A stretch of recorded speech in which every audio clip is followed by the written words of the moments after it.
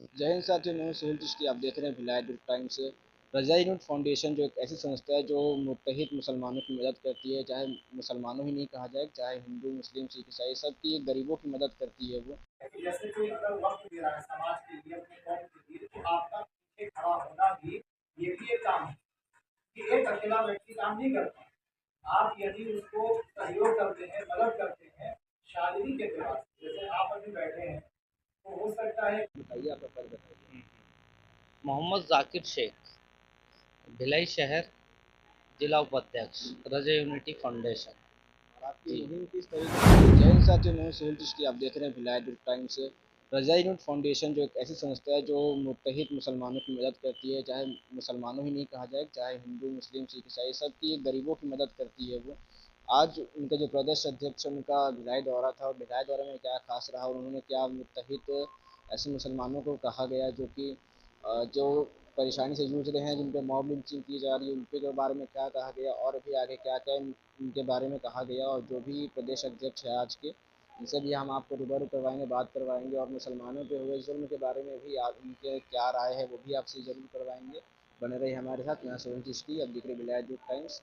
और कमेंट जरूर करें इसमें आपकी क्या राय है, वीडियो को लाइक करें, चैनल सब्सक्राइब करें। रजा यूनिट फाउंडेशन के जो प्रदेश अध्यक्ष है वो हमारे साथ मौजूद हैं, इनसे बात करेंगे। जी सर, बताएंगे आपका जो आज भिलाई का दौरा है, इस किस मोटिव से रखा गया और किस मकसद से रखा गया? सबसे पहले तो मैं आपको मुबारकबाद देता हूँ। और जैसा कि आपने पूछा है, दरअसल हमारा मकसद और उद्देश्य यही है कि जो वंचित लोग हैं, जो जागरूक नहीं है समाज में, कहीं ना कहीं आप देखेंगे कि अशिक्षा या जो वंचित लोग हैं बहुत सी चीज़ों से मतलब वो दूर हैं। तो हमारा ये एक मुहिम है और हम हर जिले में दौरा कर रहे हैं और लोगों को मोटिवेट कर रहे हैं, जैसे शिक्षा के प्रति, हेल्थ के प्रति या सामाजिक उत्थान के लिए जो कार्य होने चाहिए लोग नहीं कर पाते हैं। तो क्या है, बेसिक जानकारियां नहीं रहती है, इस वजह से कहीं ना कहीं वो दूर रहते हैं।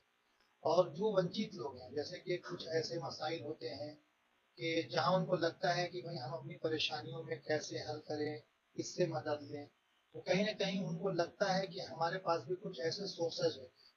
तो हमारी ये मुहिम है कि जो नहीं जानते हम उनको अपने इस कार्यक्रम के माध्यम से जागरूक करें, मोटिवेट करें, चाहे वो सामाजिक स्तर पे हो चाहे जैसे भी हो। उनके जो मसाइल हैं उनके हल के लिए हम जगह जगह जा रहे हैं और हम प्रयास कर रहे हैं। ऐसे मुसलमान जो है जो जिन पे जुल्म होती है, वो अपने अधिकार को नहीं पहचानते कि उनको आगे क्या करना चाहिए उस जुल्म को लेके, या फिर जो मॉब लिंचिंग कहा जाए उसको लेके, या फिर उनके परिवार वाले होते हैं वो ये नहीं समझ पाते कि हमको क्या कार्रवाई करनी चाहिए, सरकार से क्या मांग करनी चाहिए। ऐसे लोगों को क्या सलाह देना चाहिए? देखिए, ऐसे लोगों को मैं यही सलाह देना चाहूंगा कि देखिए, जब ऐसी कोई घटना होती है तो सबसे पहले आप उस घटना स्थल की पूरी जानकारी ले लें और जो आरोपी लोग हैं उन आरोपियों की पहले पूर्ण रूप से आप डिटेल लें। क्या है कि अगर ऐसी कोई घटना होती है तो सबसे ज्यादा मैं कमजोरी देखता हूँ कि जो घर के लोग होते हैं उनको बहुत सी जानकारियां नहीं हो पाती सही समय में।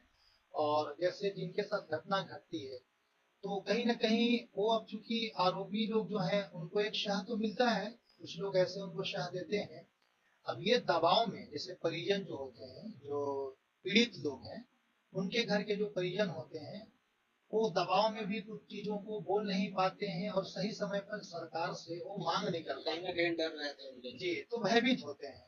लेकिन उनके लिए मैं बताना चाहूंगा कि देखिए, जो आपके यहाँ समाज में जागरूक लोग हैं, जो जिम्मेदार लोग हैं, कम से कम आप उनसे मिलें, उनके पास जाएं। और ऐसे जो कहीं ना कहीं कानूनी एतबार से लोग जुड़े हुए हैं, जैसे अधिवक्ता लोग हैं, तो उन लोगों से आप राय लें, रायशुमारी लें, या जो टीम या जो भी ऐसा ऑर्गेनाइजेशन संगठन काम करती है, आप कम से कम उनसे राब्ता करें और आपके साथ जो भी दुर्व्यवहार हुआ है या जो भी आपके साथ जो घटनाएं घटित हुई है, आप उसके लिए आप जानकारी लेने के भी तहत अगर आपको लगता है कि यहाँ से हमको सहयोग मिल सकता है तो कम से कम वैसे संगठन तंजीमों से भी आपको राब्ता करनी चाहिए। और जो कमियां होती है, जैसे कि मुआवजे की बात आपने की, तो क्या होता है कि बहुत लोग इस बारे में जानते ही नहीं है, जबकि सरकार जो है इस पर मतलब कई ऐसे आप देखेंगे घटना हुई है कि दूसरे लोगों को भी मतलब मुआवजा मिलता है, लेकिन कई लोगों की जानकारी में ये बात नहीं है, इसलिए वो लाभ नहीं ले पाते हैं, सरकार से बात ही नहीं कर पाते हैं। हालांकि है। तो मैं यही कहना चाहूंगा कि जो लोग ऐसे हैं, जो वंचित लोग हैं, जिनकी नॉलेज में नहीं है बातें, कम से कम जागरूक लोगों से मिले, या जो जानते हैं या जो काम कर रहे हैं वैसे लोगों से राब्ता करें, संपर्क करें, ताकि उनकी सही समय की मदद हो सके और वो मुआवजा की राशि भी ले सकें। या अगर जो घटना में जो आरोपी लोग हैं उनके ऊपर सही से और सख्त कार्रवाई हो सके, इसके लिए जरूरी है कि वैसे लोगों से राब्ता करिए आप जो लोग काम कर रहे हैं। और जहाँ तक कानून की बात की आपने, तो कानून इस तरीके से है कि वो दुनिया के सामने ही है। एक मॉब लिंचिंग जो होती है, उसमें भी कहीं न कहीं हमारे लोगों को या फिर मुस्लिम लोगों को ही दबाया जाता है, मतलब कि उनके परिजनों को दबाया जाता है, और गैर लोगों को जो जिसने हत्या की है, मारपीट की है, उनके बारे में मतलब कि ऐसा दिखाया जाता है कि सही काम किया गया है। अभी आरंग का ले ली, जो भी जुआ तस्करी वाला था, जो कि उसका पूरा मामला जो देखा हमने, कुछ वहाँ इंक्लूड नहीं था, वो गाड़ी भी किसी और की थी और जो भी पशु थे वो भी किसी और के थे। उसके बाद एक झंडा कांड होता है यूपी में, उसको लेके जो भी वहाँ इनकाउंटर किया गया, सेम कांड होता है यहाँ भिलाई में। भिलाई नहीं, क्या तो नाम था जगह का, नाम क्या था सर? सूरजपुर का कांड होता है। पुलिस जो कांस्टेबल है, उनकी पत्नी और बेटी को मारा गया, लेकिन उस पर भी कुछ ऐसा कार्रवाई नहीं किया गया, क्योंकि वो मुस्लिम थे और मारने वाले मुस्लिम थे। देखिए, जैसा कि आपने ये पूछा, तो जैसे कुछ लोग हैं जिनको ये शह दिया जाता है, और लिंचिंग जो है, देखिएगा ये शब्द जब आया तो जो वाकई में ऐसे असामाजिक तत्व हैं जो इस तरह की घटना को अंजाम देते हैं, वो एक मुहिम है, वो एजेंडा बना करके ऐसे लोगों को टारगेट करते हैं। अब जाहिर सी बात है, आप देखिए बॉर्डर की बात कीजिए कि एक दूसरे स्टेट से आकर के अगर कोई इस तरह की अगर बात कर रहा है, या मान लीजिए कि आप देखिए जो लोग जानवरों को गाड़ी में लेकर के जाते हैं, तो फिर जैसे उनके लिए टोल नाका आता है, पुलिस प्रशासन की जगह जगह चौकी है, वो फिर कैसे क्रॉस करते हैं? प्रशासन सो रही है, आम लोग ये घटना को अंजाम देते हैं। आप देखेंगे कि जितनी लिंचिंग की घटनाएं हुई है देश भर में, कहीं ना कहीं ऐसे लोग हैं जिनका प्रशासन से कोई जुड़ाव नहीं है, लेकिन वो लोग लोगों की लिंचिंग कर देते हैं। तो जहां से गाड़ियां गुजरती है, जिस गाड़ी में जानवर वहां पर है, जो ये गौ तस्करी का नाम लेकर के लोगों की लिंचिंग करते हैं, मारते पीटते हैं, तो आप देखिए प्रशासन क्या कर रही है, वो क्या सो रही है? ये सवाल है। जाहिर सी बात है कि जो प्रशासन वहाँ चौकी या जो टोल नाका वगैरह है, ये तो उनकी जिम्मेदारी बनती है कि कम से कम वो प्रशासन को सूचित करे, जानकारी दे। जो लोग ये घटना को अंजाम देते हैं, ये बाकायदा एक योजना बना करके ये काम को किया जाता है।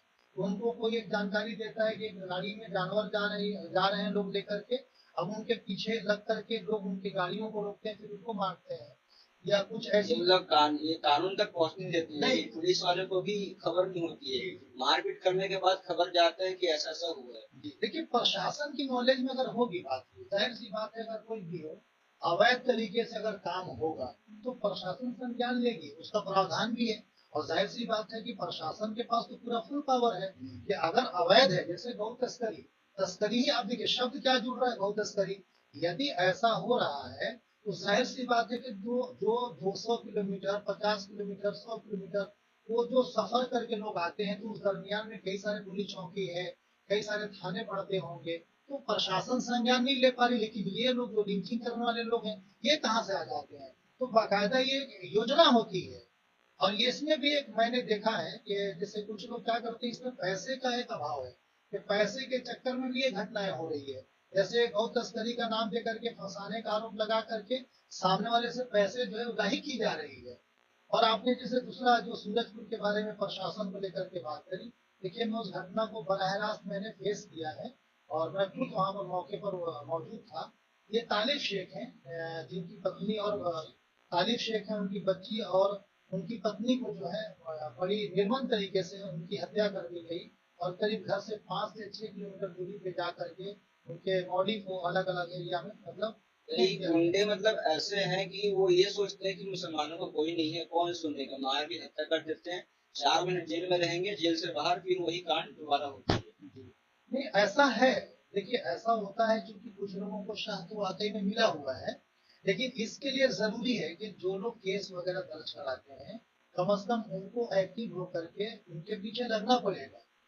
कि जब वो जमानत के लिए अपने मतलब जैसे कोर्ट में जाते हैं, तो जाहिर सी बात है कि जो पीड़ित परिवार है वो नजर रखे, वहां पे आपत्ति दर्ज कराए, वो कराते नहीं है। इस वजह से सामने वाला जो आरोपी होता है वो चंद महीनों के बाद छूट जाता है, हम फेस नहीं कर पाते हैं। हालांकि यहाँ पर मेन वही जो मैं बताया ना कि हमारी जो जागरूकता जो ये मुहिम चल रही है वही लोगों के लिए चल रही है जो वंचित लोग हैं, नहीं जानते। अब उनको काउंटर करना चाहिए। अगर कोई ऐसा आरोपी अंदर है, अब वो 2-4 महीने के बाद छूट जाता है, तो कहीं ना कहीं चूंकि हमको ये लगता है कि एक बार FIR करके आ गए, दोबारा हमको देखना ही नहीं है। जबकि उसके लिए अगर कोई जमानत के लिए वहां लगा रहा है कागज वगैरह, तो हमको उसी समय आपत्ति दर्ज करानी चाहिए ताकि उसका केस जो है खारिज हो सके। लेकिन हम प्रयास नहीं करते। अक्सर ऐसा हुआ है, हमने खुद फेस किया है। तो यहाँ पे देखने वाली बात यह है कि दोनों तरफ से एक गलती जो है ज्यादातर परिजनों की रहती है ऐसा, और प्रशासन भी कहीं ना कहीं, अब जैसे क्या होता है कि अब वो इसमें सवाल भी उठता है प्रशासन के ऊपर कि जो इस तरह के आरोपी हैं जो बड़ी घटनाओं को अंजाम देते हैं, अब प्रशासन यदि ऐसे लोगों को छूट देती है तो जाहिर सी बात ये तो सवाल है प्रशासन के ऊपर कि ऐसी क्या ऐसी घटना जो कर रहे हैं लोग, उनको तो शाह मिलेगा, नए आरोपी पैदा हो जाएंगे। आप देखिए सूरजपुर की घटना का आपने जिक्र किया, कुलदीप साहू ये कौन था? ये कुलदीप साहू वो शख्स है जिसको जिला बदर कर दिया गया था। वहां से जिले में उसके ऊपर आप समझिए कि पाबंदी थी, लेकिन वो वहीं घूम रहा है। बाकायदा एक पुलिस प्रशासन को खौलता हुआ तेल जो है डाल देता है। लेकिन प्रशासन जो है, आप देखिए कि कितना लचर है वहां पे, कि प्रशासन को उस वक्त प्रशासन ही सुरक्षित नहीं है। जी अब सोचिए जब प्रशासन के ही लोग इसमें सुरक्षित नहीं है, तो ये तो सवाल उठ रहा है कि भाई आम जनता कैसे करेगी। यहाँ पर यही हुआ कि वो जब उसके ऊपर ये चार्ज लगा था और जो धाराएं लगी थी उसके अंतर्गत आप देखेंगे कि उसको जिला बदर किया गया था, लेकिन फिर भी खुलेआम उसी शहर में उसी जिले में घूम रहा है वो, और लास्ट में इतना बड़ा घटना को अंजाम देता है अपने चंद साथियों को लेकर के। और यहाँ पे देखिए वो पार्टी से भी जुड़ा हुआ था, एक विशेष पार्टी से वो जुड़ा हुआ था, लेकिन पार्टी के लोगों ने ढंग से खंडन भी नहीं किया इसका। हम उसको ठीक है, उसको पार्टी से निकाला हटाया सारा चीज ठीक है, हम उसकी सराहना करते हैं कि आपने निकाला, लेकिन सिर्फ निकालना काफी था क्या? आप उस आरोपी के खिलाफ मुहिम चलाते, आप खड़े होते, रोड में रैलियां करते, लेकिन ऐसा नहीं देखा गया। यही अगर कोई दूसरा होता तो पूरा छत्तीसगढ़ जल रहा होता, या पूरे छत्तीसगढ़ में प्रोटेस्ट का एक हिस्सा बना होता। तो समझिए कि कहीं ना कहीं ये दबाने की भी कोशिश की गई, क्योंकि एक विशेष समुदाय से ही आते थे जिनकी वहां पे हत्या हुई है। जो पीड़ित परिवार है वो एक विशेष समुदाय से है, उनके मसले को दबाने के लिए भी ऐसा गेम किया गया। अब सोचिए कि ऐसा व्यक्ति जो जिला बदल हो, इतना बड़ा कुख्यात आरोपी, वो खुलेआम घूम रहा है। तो कहीं ना कहीं प्रशासन पे, मतलब आप समझिए कि सवाल है, और प्रशासन के लोग ये सुरक्षित हैं, उनके ऊपर हमला कर दिया जाता है। कभी गाड़ी चढ़ाने की बात आती है, उसी शख्स के द्वारा गाड़ी को चढ़ाने की प्रयास की जाती है, बीच बचाव में इंसान बच जाता है। लेकिन आप सोचिए कि प्रशासन को टारगेट करता है और प्रशासन वहां पे खामोश हो जाती है। हालांकि प्रशासन तलाश कर रही थी, लेकिन तलाश करना काफी नहीं था। अगर उसी वक्त उसकी गिरफ्तारी हो जाती, ये जो घटना, जो 2 लोगों की जो मौत हो गई, जिनको बहुत बुरे तरीके से, बेरहमी तरीके से मार करके और उस घटना को अंजाम दिया गया, ये घटना घटित ही नहीं होती। लेकिन यहाँ पे प्रयास नहीं किया गया। यदि प्रशासन चाहती तो उस आरोपी को उसी वक्त पकड़ा जा सकता था, और उसको बहुत बड़े, मतलब समझिए कि, अब जाहिर सी बात है जो धारा लगी है उसके ऊपर आप देखेंगे, उसके बारे में डिटेल निकालेंगे। भाई जिला बदर कौन होता है? भाई जिला बदर कौन होता है? जो मतलब आदतन अपराधी हो, वो ऐसा अपराधी है, आदतन अपराधी है, लोगों को डराता था, धमकाता था। अब उसको आजादी मिली थी, उसने मौके की तलाश में, मतलब वो पहले से ही था, उसको मौका मिला और 2 लोगों की हत्या कर दिया गया। सोचिए कि वो मासूम। आखिरी सवाल ये है, रज़ा यूनिट फाउंडेशन इस पे किस तरीके से काम कर रही है, और हमारे कौम की जो बच्चियां हैं, लड़कियां, उनको क्या समझ देना चाहती है? देखिए रज़ा यूनिटी फाउंडेशन का मेन मोटो यही है कि जो हमारे समाज में कुछ ऐसी घटनाएं घटित हो रही, जैसे हमारे कौम की बच्चियां हैं इर्तिदाद की शिकार हो रही है, तो हमारी रोकथाम के लिए मुहिम चलती है और हम लोग उनको रोकते हैं, जिसको आप प्रेम जाल कह सकते हैं।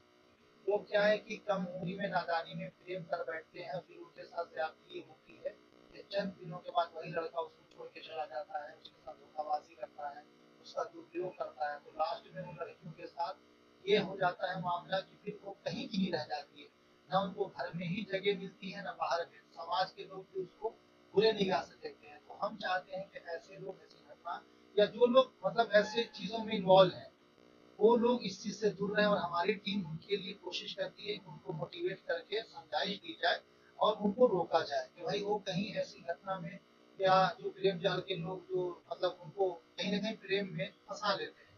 अब वो साजिश के तहत फंस जाती हैं, लास्ट में उनको पता चलता है कि इनका पहले से किसी के साथ अफेयर है या वो शादीशुदा है, बहुत सी ऐसी घटनाएं हुई है।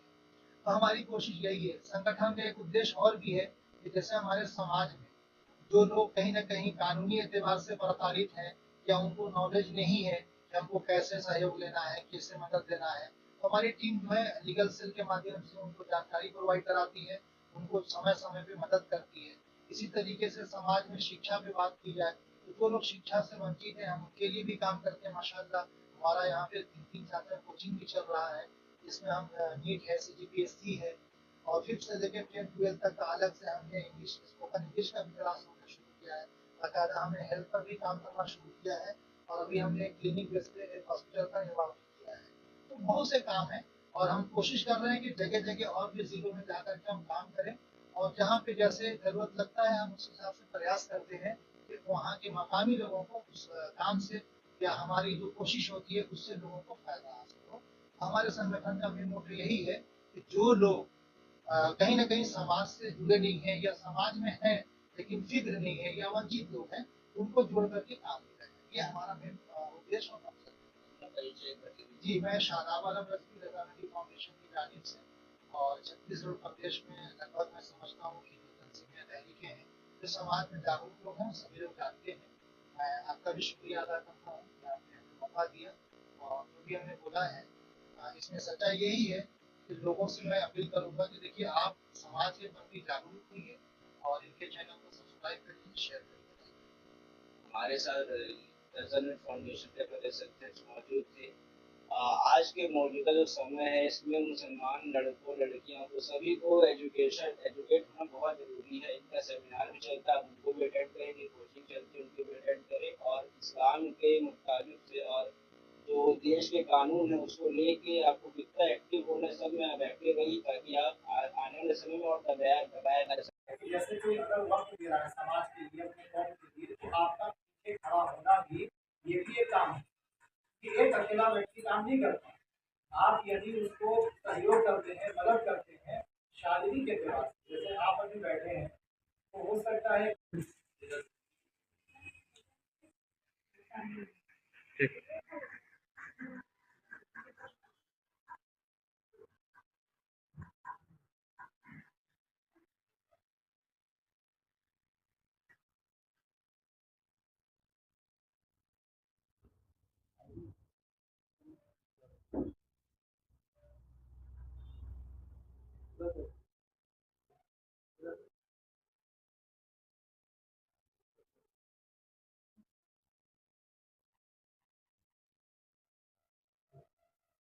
ऐलान में जा रही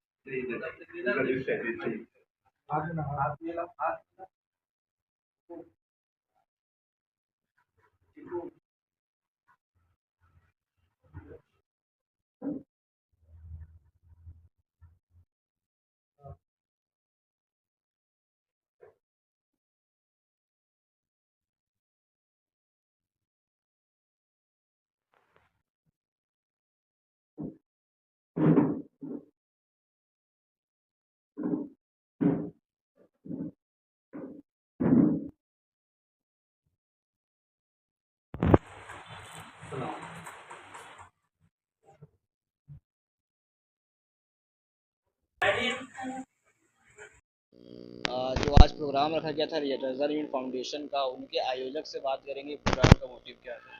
सर बताएंगे, जब प्रोग्राम रखा गया था, सेमिनार रखा गया था, किस मकसद से रखा गया रजा यूनिटी फाउंडेशन की जानिब से अभी बेदारी छत्तीसगढ़ में जगह जगह बेदारी का प्रोग्राम लिया जा रहा है। उसी मुहिम के तहत आज भिलाई में ताज था?